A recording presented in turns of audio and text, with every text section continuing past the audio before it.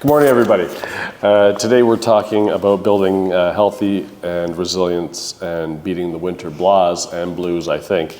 Winter illness mostly. I'd like to introduce you. You've met Kyra before. Kyra Lidkie, she's a certified nutritional practitioner, and she's going to talk to us about how to do this. So welcome, Kyra. Nice seeing you again.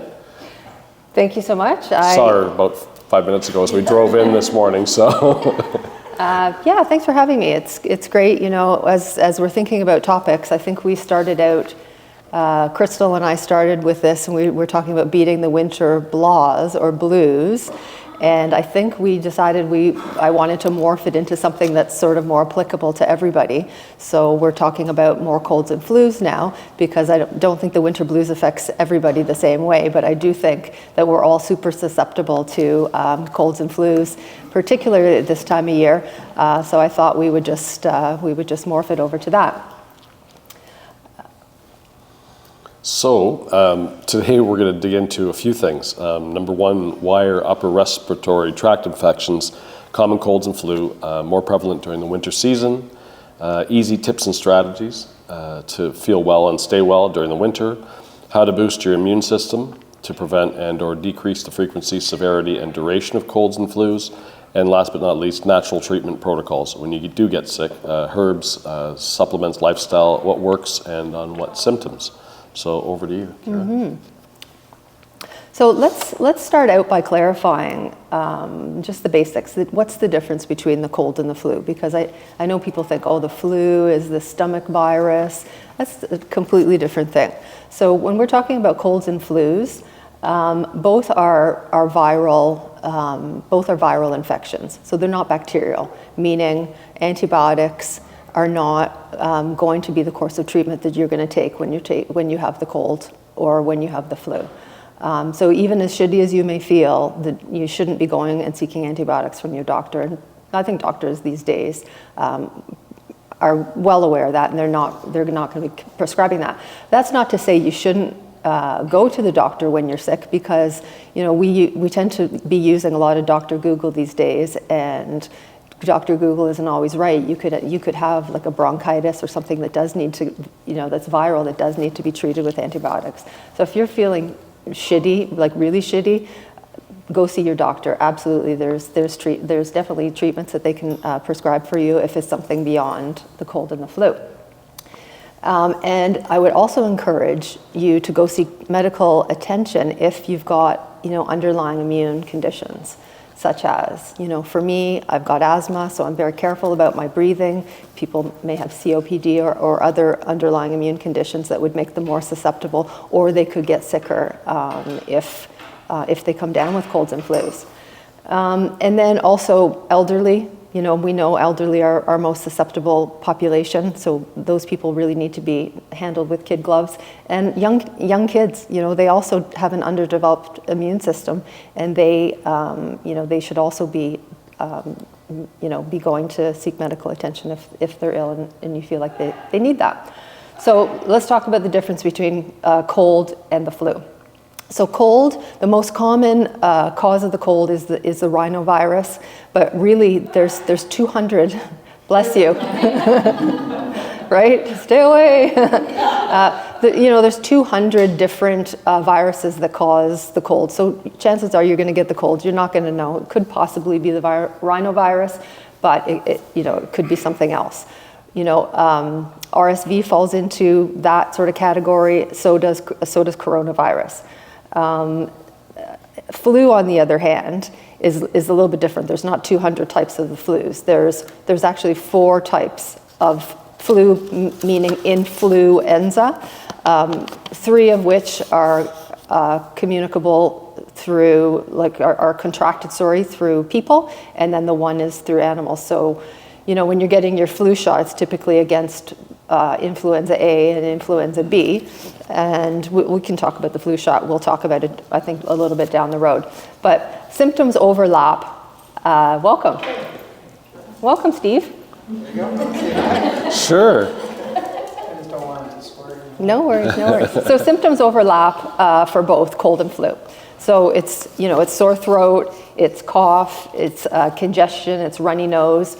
But flu you're going to have more severe symptoms, and it's going to be accompanied by fever. And I'm talking about fever over 100 degrees. So cold, you can get a slight fever, and that's your body's immune system kicking in and working to fight it off. But if you're seeing a fever over 100 degrees, that's a good indication that that's the flu.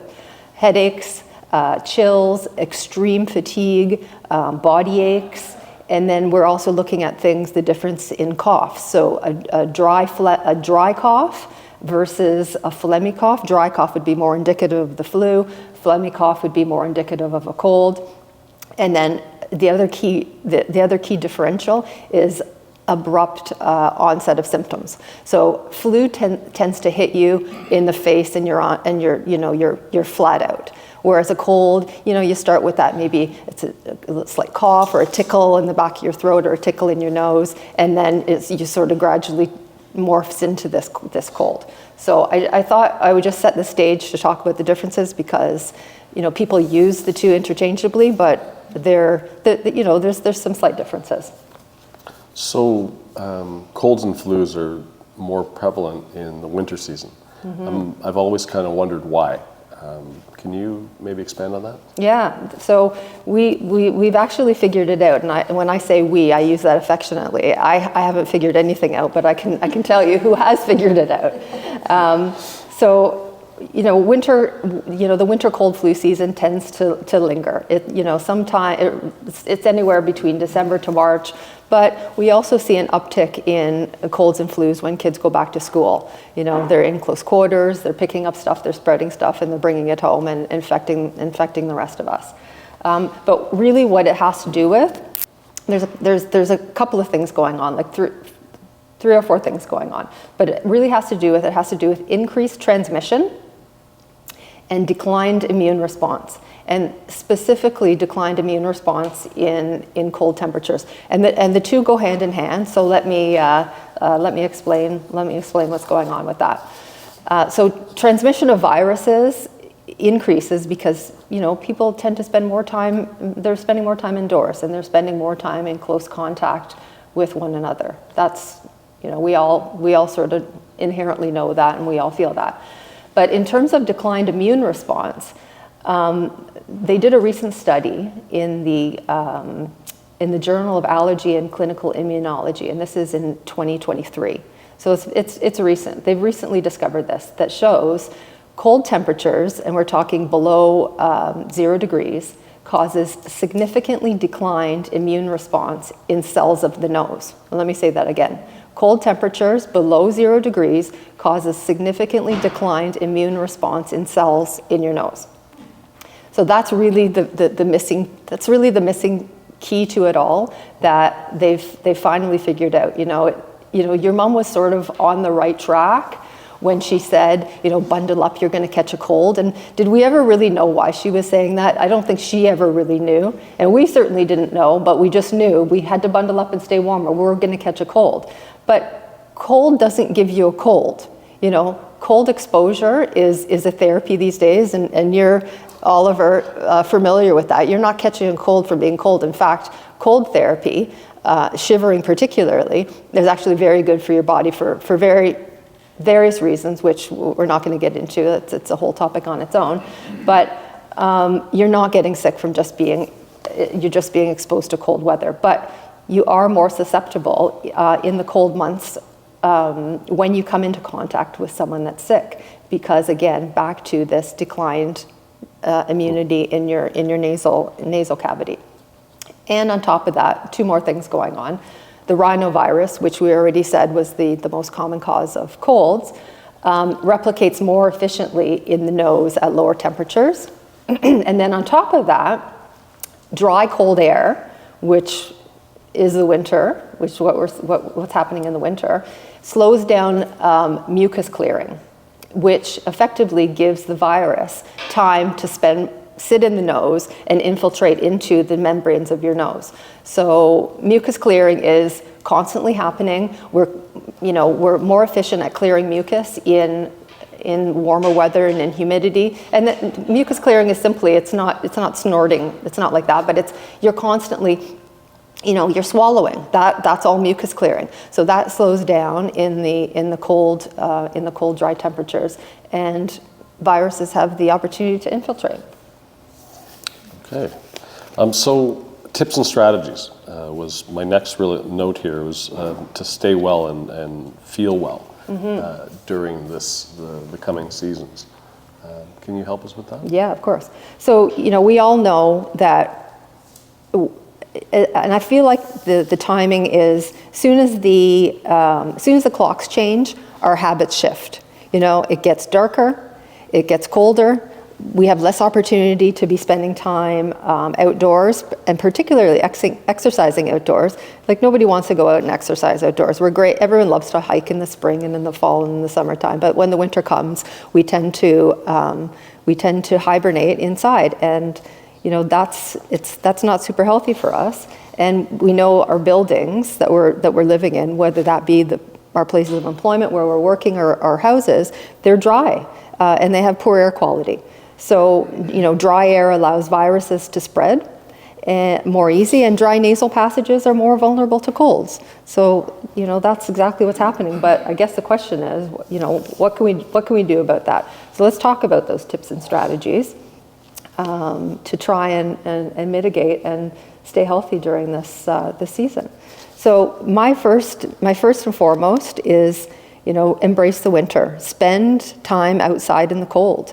And I think, for me as a skier, and this is really where I started embracing the cold, is you just learn to deal with it. And you deal with it by bundling up and dressing appropriately for the weather. Like, no one wants to be out there and be freezing cold because, it's your hands and your feet are freezing. Invest in good boots. Like I invested, for me, heated gloves and heated socks, and you can get them on Amazon, and it was absolutely game-changing for me. It keeps me out there longer, I can ski longer, and I don't have that numbness in my hands and my feet. And layering obviously is key, because particularly when you're exercising outside, you want to be able to pull off the layers as you're getting warm.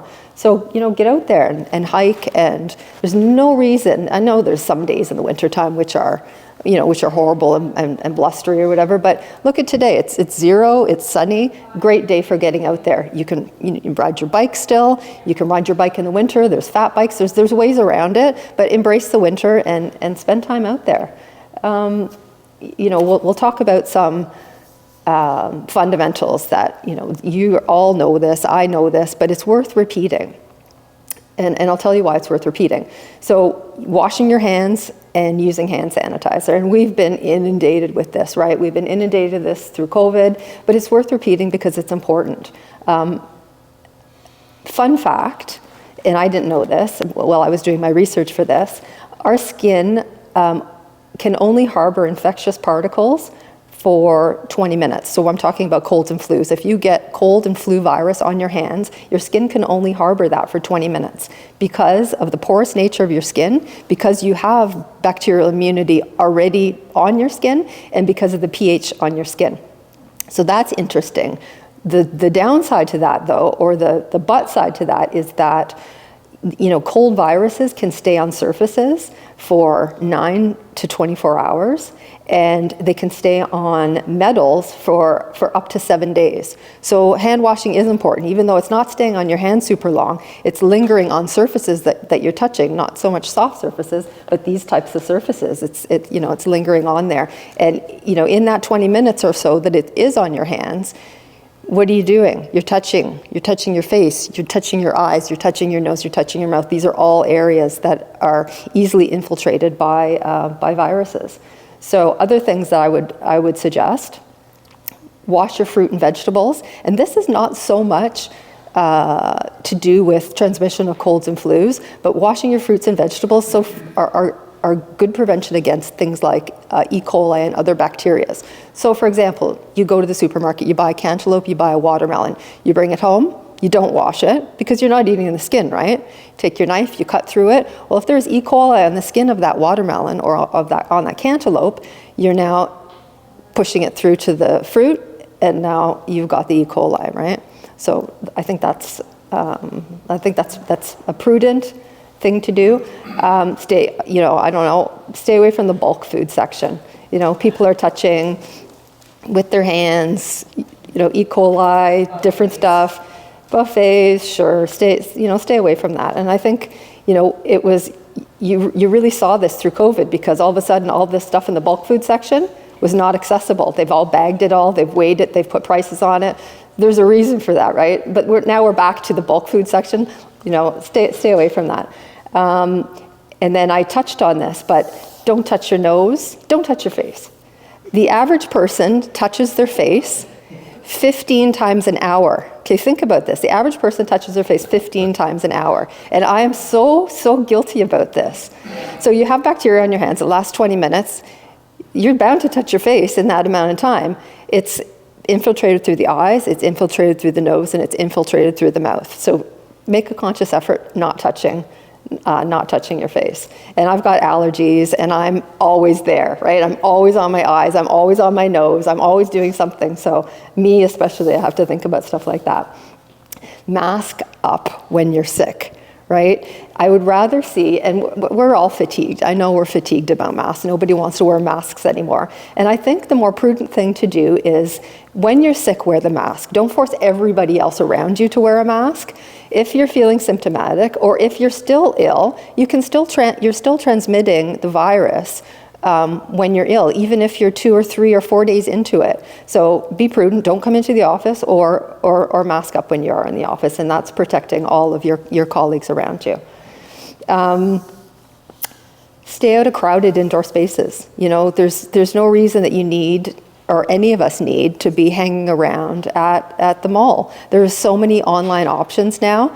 Colleen was just saying, buy my shoes on Amazon, right? You don't need to be hanging out at the mall. It's not healthy. And central heating has been shown, because of the drop in humidity, has been shown to be linked to flu outbreaks. So we want to mitigate that as much as possible. Get enough sleep. Sleep is super important. Sleep and immunity go hand in hand, and sleep is good for a plethora of things beyond just your immunity. But think about sleep, and think about sleep hygiene, and good practices around bedtime, cooler temperatures. I could go on and on about sleep, but it's super important, and it's super important for your immunity. Manage your dry skin. So things like nasal, again, I've told you, it's infiltrating through your eyes, your nose, and your mouth. So we want to do things like lip balm to prevent your lips from being cracked, nasal lubricants to keep your mucosal barrier intact, and things like humidifiers and vaporizers in your house. Crank up the humidity in your house. Don't be afraid to keep it in the, they're saying 40 to 45% in your house. Keep it nice and humid in your house. And vaporizers are also a great spot treatment in rooms, particularly if you're sick. Vaporizers do a nice job at helping reduce the congestion. There's a lot there. A lot of it's common sense that I'm sort of reminded of. But there's other things. What can we do or eat or take to boost immune? So everything from food, supplements, herbs, natural, and other. Can you touch on some of that? Yeah, for sure. So we know vitamin D. We know vitamin D is good for our bone health, but vitamin D is also very protective against respiratory tract infections. And we also know that our body's not producing vitamin D in the winter months. So in the summer, in the spring, when we're exposed to sunshine, we're producing vitamin D and we're storing vitamin D. But those stores are long gone when the winter, in the middle of the winter, you don't have any stores of vitamin D. You can obviously supplement with vitamin D. And you can also, if you're concerned about your vitamin D levels, you can go to your doctor, and your doctor can test your vitamin D levels. Now, obviously, if you're getting tested in the summertime, your vitamin D levels, unless you've got some underlying condition, your vitamin D levels will be fine. But in the wintertime, if you need to take a supplement, or if your vitamin D is low, I would suggest getting on recommended is 1,000 IUs of vitamin D a day. I would say push that even to 2,000 IUs of vitamin D a day. And the D that is most prevalent, or the D that's recommended, is D3. And if you want to go one step further, I would put your D3 with a K2. K2 isn't as well known as D3, but the two work synergistically together. And what the K2 is doing is helping put the calcium that you're eating or the calcium that you're taking, it's helping put it into your bone as opposed to depositing on your arteries and clogging up your arteries. So that's what I've got to say about vitamin D. Our bodies produce it, but even in the summertime, like frankly, I take D all year round, and it's because how much sun exposure are we really getting? I'm not sitting out there in the sun. No one's got the time for that. If I am out in the sun and I'm doing activities like I love to golf, so if I'm golfing, well, I've got, I'm protecting myself against the sun because I don't want to burn. You're out there for 4 hours and you're going to fry yourself. So I've got like a 50 SPF on. I've got long sleeves. I've got a hat. I've got very little sun exposure. So I think, it's prudent also to take vitamin D all year round. So that's my thing on vitamin D. Other things we can take to boost our immune, we talked about this last time. Our immune system is in our gut, right? 70-ish% of our immunity resides in our gut. So it makes sense to be supplementing with things like probiotics that support your gut health, because that is going to turn around and help you when you're ill. The combination of other vitamins that I like to take that are very well studied for their immune fighting abilities are what I call ACEs plus zinc. Let me talk about that. So ACEs plus zinc are exactly that: vitamin A, vitamin C, vitamin E. S is selenium, and your zinc. And they're all fantastic. Sometimes you'll find, and I have a combination that is exactly that for immune support, but not everybody wants to take supplements, and quite honestly, not everybody needs to take supplements. If your diet is really good, maybe you don't need to. But food sources, let's talk about food sources of these immune boosting vitamins. So vitamin C, of course, I don't need to say citrus is a great source of vitamin C, citrus fruit, but also, did you know, peppers? And it can be anything from green peppers to red peppers. Peppers are a great source of vitamin C. So are green vegetables, leafy greens, broccolis, kales, that sort of thing. Also great sources of vitamin C. Vitamin A, organ meat. I mean, how many people like organ meat here? No, me neither. Eggs. Vitamin A can also be found in orange fruit and orange vegetables. So squashes, pumpkins, sweet potato, cantaloupe, melons, that kind of thing, great sources of vitamin A. Vitamin E is primarily found in your nuts and seeds, and that's also going to include the derivatives, being the seed oils that you can take, your flax oils and that sort of thing. And vitamin E is also found in greens, and it's also found in fatty fish, like your salmon and mackerels and sardines and that kind of thing. Selenium, the highest source of selenium is Brazil nuts. You can have 2 Brazil nuts a day, and you've exceeded your daily intake of selenium. And not difficult to find, and everybody can eat 2 Brazil nuts a day. Also high in seafood, but not everybody likes seafood, so I think Brazil nuts may be an easier choice. Zinc, number 1 source of zinc, highest source of zinc, I should say, is oysters.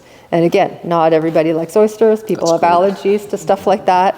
I happen to like it, but we don't eat oysters very often. Red meat is also a great source of zinc as well, which probably is a better option for most people. What are some food products for probiotic? Oh, Instead of taking a supplement, probiotic supplement. So I like the idea of a probiotic supplement because you know exactly how many, you know exactly what's in it in terms of the strains, and you know how much of that strain you're getting. However, probiotics are expensive, and you can get great probiotic benefits and probiotics in naturally derived sources. Things like sauerkraut and kimchis and kombuchas and other fermented yogurts. Although I don't think yogurt is the best source of probiotic, even though you see it advertised on the TV that it's got live culture and stuff like that. It's not the greatest source, but there's lots of fermented food sources that you can get great probiotics in. Great, thank you. Natural treatments come down with a cold or flu. What are some of those? Yeah. So before I get into that, I want to make a disclaimer and say that make sure you're talking to your doctor or your pharmacist or your naturopath or somebody who knows before you take natural supplements, because a lot of them will have contraindications with current medication you're taking. So for example, I'll get into some treatments, but some of them can lower or have diuretic abilities. Some of them can lower blood sugars. So you want to be really cautious if you're taking other stuff to be cognizant and ask what natural sources are going to work with the prescriptions that you're already taking, if you're already taking stuff. So for sore throats, gargling. I think gargling is the number one thing you can do for a sore throat. And I'm not here to say that the stuff that they're selling over the counter at Shoppers or other drugstores, Rexalls, or I don't have an affinity for Shoppers per se. I'm not saying that those don't work. Those throat sprays, they're numbing. And that's typically how it's helping. But when you're talking about using honey or you're using salt or you're using lemon, those are just natural remedies that, honey has great antibacterial properties and it's great for cough suppression. Those are great natural things that we all have in our house. You're sick, are you running out necessarily to Shoppers to buy the throat spray? No. Mix up some salt, mix up some honey, mix up some lemon, gargle with it. It's great. For mucus, there's a couple of things for mucus. Saline sprays, Hydrosense, I think it goes by in the drugstore, or people use neti pots. I don't know if you're familiar with the neti pot. Excellent for mucus drainage, because I think mucus really, when you've got the cold and the flu, mucus is the most irritating. It's the most annoying thing, right? You're spitting it up, you're swallowing it, it's congesting, you're not feeling well because all this mucus is just sitting there and doesn't have a place to go. So we really want to deal with the mucus. Fluids. I can't say enough about increasing your fluids when you're sick for a multitude of reasons. One, it's going to thin the mucus and it's going to make it easier to clear, but also the fluid itself is going to help flush the virus out of your body. So that fluid can be water, it can be teas, it can be soups, it can be, whatever you like to drink. Increase your fluid intake when you're ill. It'll help you tremendously. Also for mucus, humidity. And we did touch on humidity. We talked about, dry air in the house and dry air in the office. Vaporizers or humidifiers. And they can be portable. They can be built into your furnace. I like the idea of a vaporizer when you're ill in your room. I like the idea of putting in essential oil drops. So things like eucalyptus oil or peppermint oil, lavender oil, tea tree oil, those types of things are all great to help relieve the inflamed mucous membranes. And they also work to clear some of the congestion, and the two go hand in hand. Your mucous membranes get less inflamed, the mucus is easier to clear. Thyme oil and ginger are also both good at helping to clear mucus. So those are two other things. And the thyme oil can also be diffused, and ginger's just got such great properties. Ginger tea, you can buy fresh ginger, you can cut pieces up, you can put it into your tea, put it into boiling water, and drink it like that. Two of the things that I think are excellent for colds and flus that I lean into beyond the gargling and the saline sprays and that kind of thing are, and they're very, very well studied, are echinacea and elderberry. Now, I think most people have heard of echinacea. Maybe you haven't heard of elderberry.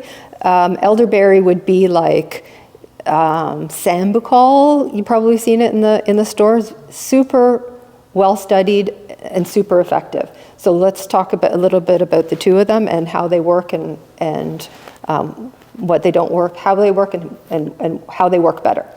So echinacea is great also for cold prevention, but it's also good for flu treatment.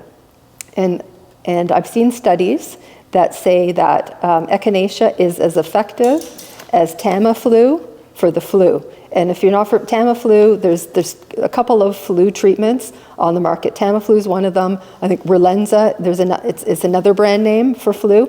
These treatments need to be taken immediately, like within the first 48 hours of onset of symptoms of the flu to work. But I've seen studies that have said echinacea is effective as Tamiflu for the flu, which is great. What I like to do personally is, we all know it's coming, right? It's just a matter of when it's coming. Don't wait until you're sick to be running around trying to say, okay, I got to find echinacea, I got to find elderberry, or the neti pod and the saline sprays, and stock up. This stuff, it lasts for years, right? And you're going to get it. I know I'm going to get it. Everyone's going to eventually get it. Keep a stock in your house, and then you're not running out when you're sick, right? Stock up at the beginning of the season. Back to echinacea. Taken preventatively, it's been shown to reduce the risk of developing a cold by 10 to 20%. Echinacea, though, is one of those things that it doesn't do much once you have a cold. So echinacea is good for flu treatment, but it's also good for cold prevention. So those are two distinctions that we should talk about when we talk about echinacea. And then let's go on and talk about elderberry. So elderberry has been shown to shorten flu duration by an average of 2 to 4 days. So that's pretty significant. The faster we get through these things, the faster we're back to ourselves and our fun lives. But elderberry needs to be used within the first 48 hours of onset of symptoms. And a lot of these things too. You really need to nip the virus in the bud before it's really replicating hard in your body. And I think that's the key, and that's why you're taking it within the first 48 hours of onset of symptoms to stop or to slow down that replication of the virus. Elderberry is a great immune booster, and it's also good for bronchial symptoms and also good for sinus pain. And it's good for both colds and flus, but elderberry has been shown to work better in studies on the flu than on colds. I also like oregano oil. It's very antiviral, it's antibacterial.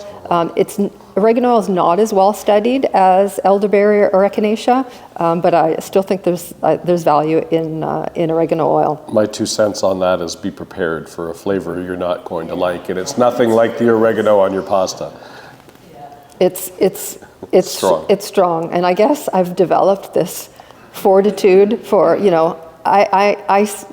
I try stuff myself before I recommend it to people. So I've tried it all. The tea tree oil, although they don't recommend ingesting tea tree oil, I've tried tea tree oil. It's just as bad as echinacea. It's just as bad as oregano oil.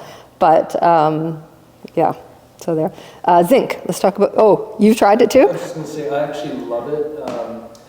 It doesn't taste great, but No. it's so effective. I now take the extra strength because I really believe in it. Good. And we started with elderberry with Dylan. Yeah. It's a safe alternative for kids. Yep. And we found it really works with his cough. And, Yep. the cold and flu season. Now we have the adult version Yep. in our fridge that we take as well. Yep. So everything you said, I might have been skeptical originally. We've Yeah. tried it all, and Yep. it's all been really, really good. So. Yeah, and I in my yesteryears, I'd be taking Buckley's and Robitussin and neocitrins and stuff. And once I got introduced to elderberry, and it is more, in my opinion, and to me, it's more effective at reducing. It's really great for cough. So the cough syrups with the elderberry in it are fantastic for cough, for just slowing down or just reducing that irritation that's making the cough happen. Do you get that as an oil format? The elderberry? It's probably mixed into a formula with other stuff. Like I've got 2 brands that I take that have the elderberry in it. I'll share all of this with all of you. It'll be in the links that goes out with the video. But I'll share the 2 that I think are like super effective and that I keep on hand. I think it'd be helpful if you share a lot of them, because you covered a lot of different things. So maybe that would be great. So I have one big question. Well, what about chicken soup? Oh, but I haven't gotten. I will talk about chicken soup, but let me just get through. I just have a couple more. It's almost and see worth here, being sick. look, I just touched my nose, and stop touching. You need to sit on your hands. Stop touching. Zinc lozenges. Somewhat mixed results on zinc lozenges. I like them. I've taken them. Some studies show that it reduces the duration of colds, but not the severity. But if zinc is your thing, you need to take somewhere between 75 and 100 milligrams a day to have any effect. And for congestion, I also like tea tree oil, not taken orally, but put like a couple of drops in some oil and rubbed on your chest. And I would think that could be something would be good for kids too. Like you could put it on Dylan's chest, and it's kind of like that. The old, those Vicks things that you would sniff, or the Vicks stuff that you would rub on your chest or whatever. It's kind of going to have that sort of effect. Ginseng is also good for prevention of colds and flus. But again, make sure you're talking to somebody, your doctor, your pharmacist, so that you're not mixing your prescription medications with stuff that may not work for you. Because just because it's natural doesn't mean it's safe, right? Arsenic is natural. We all know that arsenic is not safe. All of these natural supplements and that, though, can be mixed. Just be careful when you're... It can be, they can be mixed, but some cannot be mixed with some of the prescriptions that you're taking. Yeah, so that's what you sort of want to watch out for. Chicken soup. Yes, I'm a proponent of chicken soup. That was my input to this meeting. And it's not, we think, how does chicken soup actually work? Well, it's the components that are in the chicken soup, right? You're making your chicken soup, you're using onion, you're using garlic, ginger, we talked about, also great for colds and flus. Your vegetables are full of minerals. Your onions, your garlic, and your ginger are all, they're going to inhibit pathogens, but they're also really great for reducing inflammation. And then the chicken itself, protein is our building block, right? Our foundation. We need protein. You especially need protein when you're ill, because you want to support your immune system, and protein's a building block for our immune system to help fight respiratory infections. Chicken also contains something called NAC, and N-acetylcysteine, which is also an amino acid from cysteine, and also strengthens our immune system. And cysteine specifically helps thin and expel mucus buildup. So it's not, what was I going to say? It's not the sum of the parts, but it's the parts. It's all the parts in chicken soup that are effective. Not only that, but you're getting your liquid in your soup, right? So you're kind of hitting it with your warm liquids that make you feel good, that are relieving congestion. You're getting your fluids, and nobody really wants to eat a heavy meal when they're sick. So it's a great, I'm a big proponent, and it's a great option when you're ill.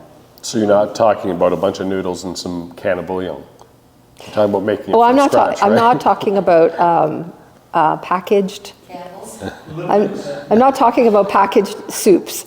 If that's what you got, and you need to get something into you, by all means have it. But there's lots of sodium, and there's really not the health benefits that you're getting than when you make it homemade. And I've got on my site, I've got a great recipe for chicken broth, but that can easily be turned into, you can use the chicken meat and eat the meat and throw in some extra vegetables, and boom, you've got chicken soup. So it's not different than the bone broth. What I do is I start out with the base of the bone broth, which all gets put into my crock pot. Everything just gets chucked in there, closed. 12 hours later, boom, you've got bone broth. And then to that, I would put in additional chicken meat, because you want to have some protein in there. And then I would add in, you know, some carrots, some celery, some leek, some whatever vegetables that you've got that you like in your chicken soup. I was going to say, my wife has a process where we get our bones from the butcher. Yeah. And then she has one of those pressure cooker things. Yep. Her soup is like to die for. Yep. Like I'm telling you, it's like the broth is like really Yeah. good.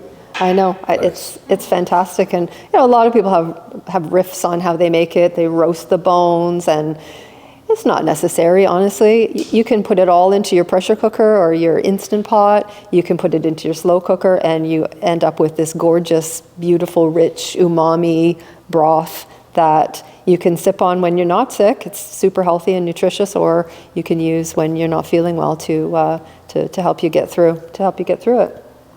Great. So to get a little bit more divisive, what about the flu shot? How does that work? And does it? Yeah. So okay. So I am, you know, I'm all for the flu shot. You know, people may judge me and think, oh, the natural doesn't do the COVID shots and doesn't do flu shots, but I'm very passionate that everything has its place. You know, I think doctors and prescriptions and those types of things are super important, but I also think you can supplement, and you can look at the other side of things, which is the natural side of things, and use them both to your advantage. So I absolutely think flu shot is great, particularly if you're vulnerable. You don't even have to be vulnerable. Sometimes some years the flu shot's great and they've nailed it because they have to develop the flu shot a year in advance. So they don't really know how the strains mutate and what's happening with it. So sometimes they're more effective, sometimes they're not as effective. But even if you get it, they're still somewhat effective at reducing the severity of your symptoms. And that's really what we want to do, right? We want to not end up in the ER because our flu has then migrated into our lungs, and we've got a pneumonia happening or something worse than that. You know, our elderly die from colds and flus, which is crazy, right? So I absolutely think there's a place for the flu shot, for sure. Okay. You know, there's something else we chatted about, and it wasn't really on your agenda, but we talked about it on the way down. Overall wellness seems to go down for a lot of people in the wintertime with less sunlight, particularly where we are from, you know, until December 21st, where it starts getting light again. But the winter blues have to do with sunlight. And something that we ran into was that there's a commonality between the boost you get from sunshine and the boost you get from exercise. And they run parallel in a lot of ways. So, you know, one of the things that we stumbled on, well, of course, if you're doing exercise and it's bright and sunny, you probably get double whammy. But in the wintertime, it's really important to maybe start your exercise in the darkness, start first thing in the morning, and it'll give you that same lift or similar lift that you would get from the sunshine when you see a bright and sunny morning in the summertime. Some of the things, I just printed out a couple of things here. Mood enhancement, both exercise and sunshine do that. Immune system support, which is some of the stuff we talked about, with cellular health and improved circulation, etc. Similarly, sunlight stimulates vitamin D, and actually so does exercise. Heart health, better sleep, and stress reduction. So something to think about. That sort of dovetails nicely into all the things that you were talking about today. Big question. This is really timely. It's coming on December, and we have the holiday season. So holidays are coming. What advice do you have for all of us coming into this time when we're around a lot of people, we're eating, we're drinking, we're doing all sorts of stuff that kind of put us in front of people and each other that maybe might make it easier to come in contact with colds and flus and that sort of thing. What do you suggest? Yeah. So, I mean, the holidays are this perfect storm of what not to do, right? And the holidays used to be the holidays. You know, it used to be Christmas Eve, Christmas Day, Boxing Day, New Year's Eve used to be the holidays. But I think the holidays now, we're spending an entire month in this quote-unquote holiday mode, And it seems like, oh, fly mode. It seems like, you know, the entire month is just a license for overindulgence. So, you know, keep that in mind, but, you know, make those holidays. If you want to indulge over the holidays and those 3 and 4 days that are actually the holidays.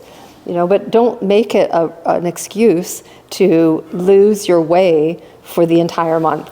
So watch your diet. There's so much stuff going on over the holidays, the eggnogs and the sweets and the treats and chocolates and festive drinks and, you know, lots of bad fats, lots of highly processed stuff, and so much excess sugar. And we know that sugar intake suppresses your immune system for 4 hours. So when you're eating sugar, so if you're constantly eating sugar, you're constantly suppressing your immune system, and we need our immune to be as strong as it can be. So reduce or limit your sugar intake, and just be cautious and conscious about that.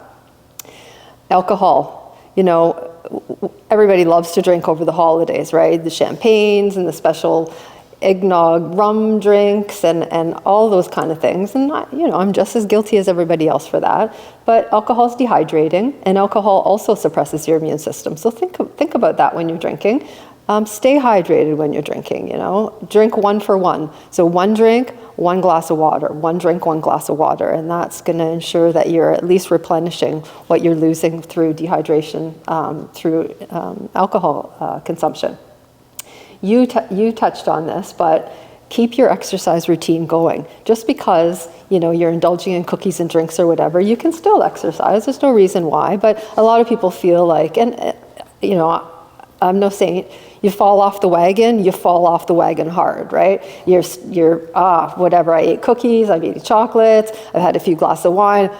I don't feel like exercising, or I'm not going to exercise. But keep that exercise routine going, because it's been shown to boost your immune system. Exercise is great for so many different things. And figure out how to manage your stress, right? Holidays bring out so much stress in people, right? You're spending money that you may not have. You're running around to this event and that event trying to be a people pleaser. You're hosting events which may cause stress and anxiety, and maybe you're seeing people, family members that, you know, you only get together with Uncle Joe sort of once a year over the holidays, and he stresses you out or whatever. Figure out how to manage and keep your stress down over the holidays, and it's gonna go far in helping you stay well and keep your immune system going. And lastly, on a finishing note, once the holidays are done, clean out your fridge. And I don't say clean out your fridge, I say that metaphorically. Clean out your pantry, clean out the eggnogs and the leftover chocolates and the leftover cakes and all that sort of stuff, and be done with it.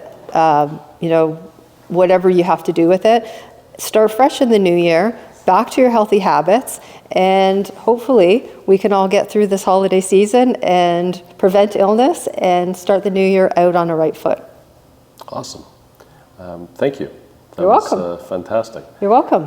So I'm looking for ideas for the next time I come in. So it'd be the spring, so we can talk about things in the spring. I'm trying to keep this on a vein of, like, I can talk about menopause and I can talk about weight loss, but you're losing a lot of the audience on topics like that. So if you guys have any ideas, I'm happy to talk about something. Maybe meal prep or ideas for what to eat on the go, the lifestyle, I think, Sure. I'm strange, I start a little bit early. I don't start in January. I start around now, and I was thinking today, how am I going to pack food that I don't end up, to drive through? Yes. Maybe that's easy, maybe like, we've got a fridge here. What can I bring here? Components and slap together a salad, or pre-cook a bunch of chicken, or like, what are some ideas that we can make our lives, easier, more likely to eat well? Great, I love it. I love it, and I've got so much in my repertoire that I can talk about that, and it's going to be good for everything. It's going to be good for your health. It's going to be good. Yes, great. Good for health. Good for weight loss. Good for immunity, and good for just sustaining overall health. I was going to think if you had any advice for a middle-aged man who sometimes, admittedly, doesn't act like a middle-aged man, but who recently had a bout of kidney stones, and by the way, birthed baby boy, Rocky, his name. He's on staying in real estate right now, so.